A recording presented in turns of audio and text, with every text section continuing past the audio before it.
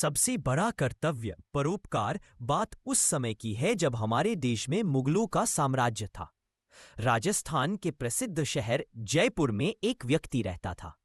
एक दिन जब वह व्यक्ति अपने काम में लगा हुआ था तो उसके पास एक युवक आया और कहने लगा, महोदय, ये लीजिए अपने 20,000 रुपये। आपने बुरे समय में मेरी सहायता की थी और अब मैं इन्हें लौटाने में सक्षम हूं, अतः कृपया आप ये पैसे रख लीजिए।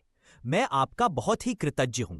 यह सुनकर वह व्यक्ति ध्यानपूर्वक युवक को देखते हुए बोले, माफ करना, लेकिन मैं पहचाना नहीं और ना ही मुझे ये याद आ रहा है कि मैंने कभी कोई पैसे आपको दिए थे। यह सुनकर युवक आश्चर्यचकित होते हुए बोला, आप याद कीजिए, एक बार आप चिकित्सालय में गए थे। मैं बहुत बीमार था, मेरे पास पैसे नहीं थे।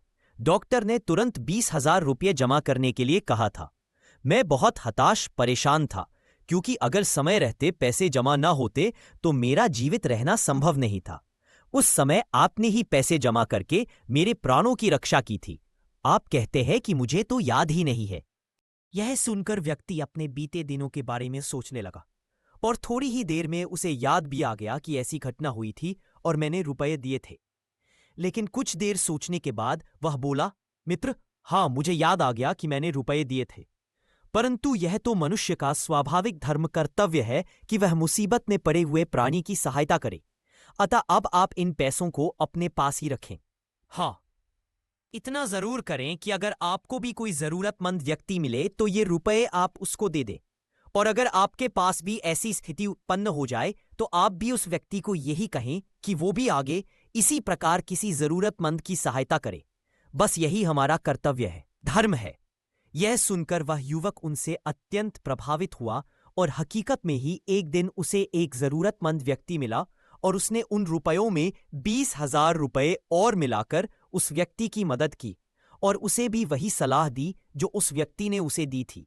धीरे धीरे ऐसे लोगों की बहुत बड़ी संख्या हो गई और बहुत सारे पैसे भी इकट्ठे हो गए। फिर उन सब ने एक चिकित्सालय का निर्माण किया। वहां पर आज भी निःशुल्क चिकित्सा प्रदान की जाती है। इस कहानी से हमें यह शिक्षा मिलती है कि हम सबको निस्वार्थ भाव से एक दूसरे की मदद करनी चाहिए। यही सबसे बड़ा धर्म है। इसलिए कहा भी जाता है कि स्वाच्छंद्य फलम बाल्यम तारुण्यम रुचिरसुरत भोग स्थविरत्व उपशम फलम, अर्थात बचपन का फल स्वच्छंदता है, जवानी का फल आनंददायक संभोग है, वृद्धावस्था का फल शांति है और जन्म लेने का फल दूसरे का हित करना है।